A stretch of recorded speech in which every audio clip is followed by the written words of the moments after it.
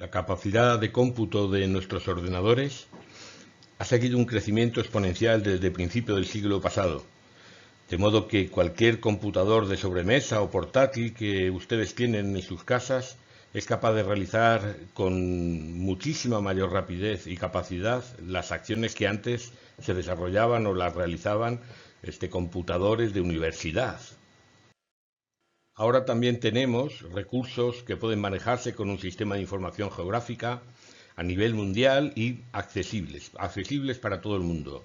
Antes era esta una cuestión, el manejo de las capas SIG, de altimetría, de temperatura, las interpolaciones de diversas variables climáticas, que era algo muy difícil de tener y se necesitaba una persona especializada para poder realizar todas esas tareas con GIS y con esos recursos digitales. También tenemos ahora a nuestra disposición bases de datos globales sobre la distribución y la taxonomía de millares de especies por todo el planeta. Y también tenemos acceso a técnicas de modelización complejas como máxima entropía, algoritmos genéticos, redes neuronales, árboles de clasificación y regresión, que con un conjunto de datos son capaces de realizar las modelizaciones más difíciles y más complejas que antes era imposible realizar, ¿no? Todo este conjunto de facilidades ha significado una explosión, un boom de los llamados modelos de distribución, en el que utilizando toda esa información de variables ambientales, de la información sobre la presencia de los organismos, en nuestro portátil somos capaces todos en un momento determinado de realizar cualquier modelo predictivo. Por eso lo que pretendemos con esta presentación es que nos calmemos, que examinemos los datos bases con los cuales estamos realizando estos modelos de distribución, porque en ellos están muchas veces las claves de lo que podemos o no podemos hacer. Vamos, por tanto, a mirar un mapa.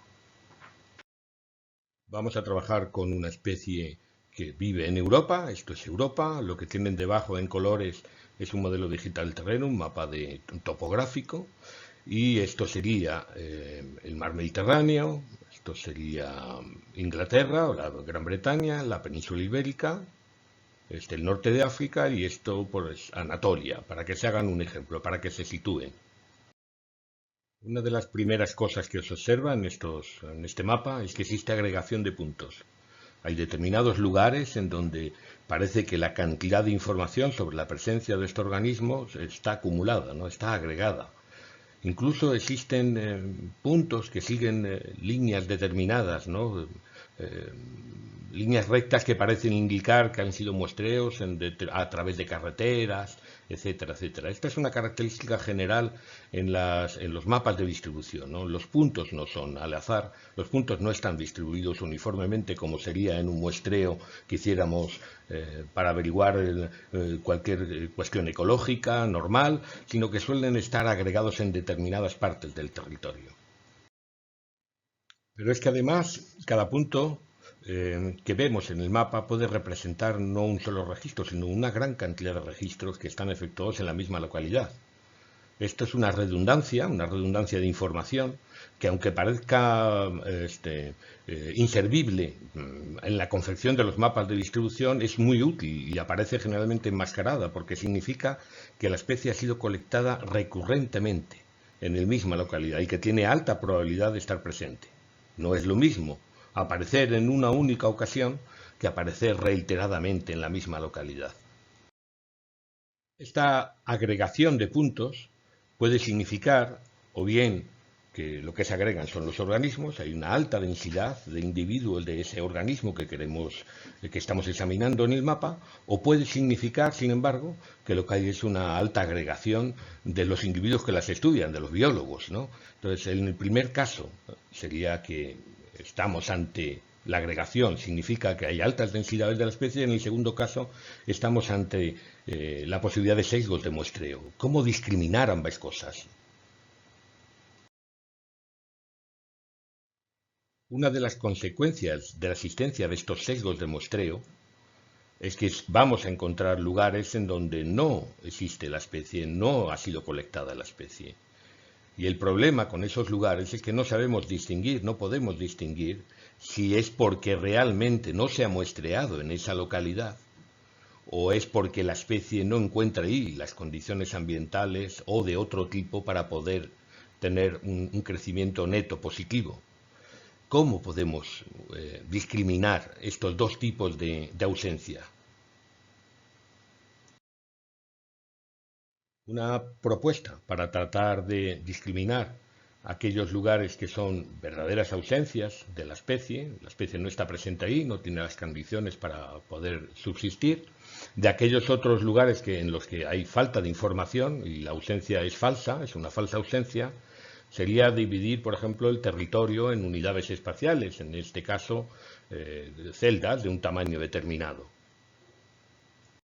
Y en cada una de esas celdas estimar cómo es el crecimiento de la riqueza en especies, por ejemplo, del grupo al que nos interesa, a medida que aumenta el esfuerzo de muestreo, para obtener una curva de colecta. La pendiente, aquí en verde, de esa curva de colecta al final sería la tasa de incremento en el número de especies a medida que aumentamos el número de registros, el número de individuos de esas especies.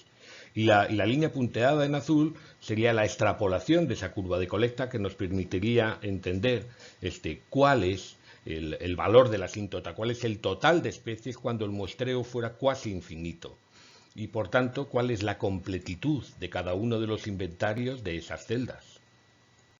La realización de estas curvas de colecta para cada una de las unidades espaciales que hemos elegido nos pueden ayudar a discriminar cuáles son las que tienen inventarios fiables. Esos inventarios fiables pueden aparecer en lugares en donde la especie ha sido colectada, aquí en verde, o pueden aparecer en lugares en donde la especie no ha sido colectada, porque estamos utilizando la información completa del grupo al cual pertenece nuestro organismo. En ese caso, los cuadrados amarillos serían lugares de buenas ausencias. Los inventarios son fiables, los inventarios son completos y la especie no aparece. Pero también habría otros muchos lugares en el territorio en los cuales no existirían unidades espaciales con inventarios fiables. Aquí los he puesto con interrogación, unos cuantos. ¿Esos qué son? Son lugares en donde no nos podemos fiar de la información que nos ofrecen. Son zonas de incertidumbre, zonas en donde ignoramos si la especie de verdad está ausente o lo que falta es información. En otras palabras, no es lo mismo la información de la ausencia que la ausencia de información. Si la información sobre las ausencias es importante, hay mucha información que no está publicada. Y está en el cerebro de los taxónomos y de los biólogos que han compilado la gran cantidad de información sobre la presencia de los organismos. Porque a nadie se le ocurre publicar cuáles son las especies que no ha encontrado en una localidad. Y esa fuente de información es una fuente de información oculta que es muy importante. Uno podría construir un mapa del esfuerzo realizado en un grupo determinado, identificando no solo los sitios con valores altos de completitud, utilizando las bases de datos exhaustivas, como hemos visto antes, sino también preguntando a expertos y estudiosos del grupo, preguntándoles cuáles han sido los lugares donde han realizado colectas intensivas, que aquí hemos puesto en rojo. Así tendríamos un mapa del esfuerzo que nos permitiría definir las ausencias probables de una especie, pero también las zonas de ignorancia en donde los resultados de los modelos tendrían que ponerse en cuarentena, porque serían extrapolaciones. Resumiendo, la información que poseemos cuando observamos el típico mapa de puntos es solo la presencia de la especie. Pero si realizamos una base de datos exhaustiva del grupo al que él pertenece, y además somos capaces de identificar las áreas relativamente bien muestreadas, podemos tener un mapa del esfuerzo. Ese mapa nos puede permitir discriminar las ausencias, a las cuales les podemos otorgar incluso un peso según el grado de completitud del inventario en donde se localizan. Pero es que además, las ausencias de la especie fuera de los lugares bien inventariados nos permitiría obtener un mapa de ignorancia que representaría las zonas sin inventarios fiables, zonas en las que cualquier predicción debe considerarse invalidable. De este modo, los modelos que construyamos tendrán un requisito fundamental de cualquier construcción científica: incertidumbre. Una medida del error de nuestras predicciones debida a los sesgos de muestreo que tiene toda compilación de datos sobre la distribución geográfica de los organismos. Vamos a ver ahora otras características de nuestro mapa. Los puntos de presencia, por ejemplo, parece que abarcan un amplio gradiente latitudinal y de condiciones ambientales. A pesar de ello, parece que en el norte hay una línea clara que marca la latitud máxima a la que puede presentarse la especie. Esa línea aparece en países como Suecia, que poseen una gran y prolongada tradición taxonómica y de investigación. Así que podríamos pensar que las ausencias más allá de esa línea son ausencias reales, ausencias buenas, probablemente provocadas por la existencia de condiciones ambientales desfavorables. Sin embargo, hay áreas como Gran Bretaña, también con una gran tradición taxonómica y faunística, que no tienen ninguna presencia. Luego es muy probable que se trate de buenas ausencias en este caso, que se deban a otras cosas que no son los factores ambientales. El clima, por ejemplo, es muy similar en Inglaterra y Centro Europa y sin embargo la especie no está. Un limitante de dispersión tal vez. La especie no ha llegado a Gran Bretaña. Luego en el sur hay áreas con distintos grados de conocimiento y tradición taxonómica en las que tampoco aparece la especie. La no presencia en islas puede deberse también a esos limitantes de dispersión que hemos dicho en el caso de Gran Bretaña. Pero ¿qué podemos decir del norte de África o de Anatolia, por ejemplo? ¿Será que la especie no está allí porque no se dan las condiciones ambientales para su desarrollo? ¿O será que no se ha muestreado lo suficiente? ¿Cómo diferenciar las ausencias metodológicas por falta de colectas de las debidas a otros factores, que son las que de verdad nos interesan? Volvemos otra vez a lo que mencioné anteriormente. Cuando tengo información sobre el esfuerzo de colecta, algo que no está en el mapa, no aparece nunca en el mapa, entonces puedo discriminar esas ausencias. Pero para ello solamente es necesario que se compile toda la información disponible sobre el grupo. Así que una enseñanza que podemos sacar de esto que acabamos de ver es que las especies habitan generalmente bajo condiciones favorables. No les queda otro remedio, las llamamos favorables porque están ellas, pero no en todos los lugares que tienen condiciones favorables. Que hay una serie de ausencias metodológicas que nos confunden, que nos llevan a error y que tenemos que intentar evitar en la medida de lo posible y que deben de formar parte del mapa de ignorancia. Hay otras ausencias que son contingentes, que ocurren por fenómenos que han ocurrido en una ocasión, pero no pasan siempre, como son limitantes de dispersión, etcétera, la capacidad, la llegada de un propágulo a una isla o colonizar un territorio. Y hay otra serie de ausencias ambientales que esas sí no son buenas a la hora de predecir la distribución del organismo, ¿no? Son las ausencias que nos reflejan los límites climáticos o de cualquier otra variable ambiental que, más allá de los cuales es casi imposible la subsistencia de las poblaciones de esa especie. Así que debemos incluir en nuestros modelos ausencias ambientales y para predecirlas tendremos que incluir obligatoriamente predictores climáticos y ambientales. Fijaros que si agrandásemos el mapa para, por ejemplo, abarcar también África, nos encontraríamos con que los predictores climáticos podrían discriminar muy bien las presencias de las ausencias, pero sería irreal, porque no tiene mérito predecir que la especie no está en climas o condiciones ambientales en los que no habita.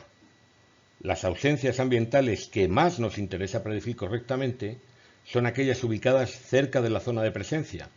¿Por qué está aquí y justo un poco más allá no aparece? Luego están las ausencias contingentes, o que yo llamo contingentes. Las ausencias debido a fenómenos únicos, factores históricos, cuestiones históricas, limitantes de dispersión, no ha podido llegar a tal lugar o a tal otro, y para representarlas, para dar cuenta de ellas, tendremos que incluir variables que representen a esos factores, a esos limitantes de dispersión o a esos factores históricos. Eso es un reto, evidentemente. Y finalmente están las ausencias o ceros metodológicos, los cuales no deberíamos incluir en nuestros modelos porque meten ruido. La especie podría estar a la vez y no estar en las mismas condiciones ambientales.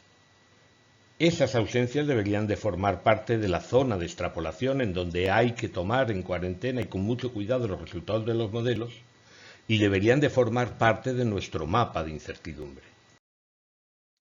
Si somos capaces de discriminar los distintos tipos de ausencias que he mencionado, podríamos utilizar la información que poseemos sobre la presencia de la especie y la que proviene de las ausencias ambientales para realizar una predicción de la distribución potencial del organismo, es decir, todo el conjunto de localidades que ofrecen condiciones favorables para la existencia de la especie, sin considerar los factores contingentes, históricos o los limitantes de dispersión.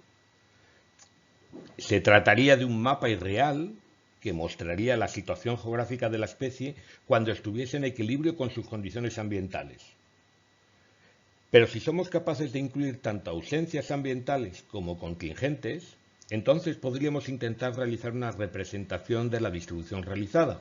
Pero ojo, en ese caso tendremos obligadamente que incluir como variables predictoras algo que sea capaz de reflejar la actuación de esos factores.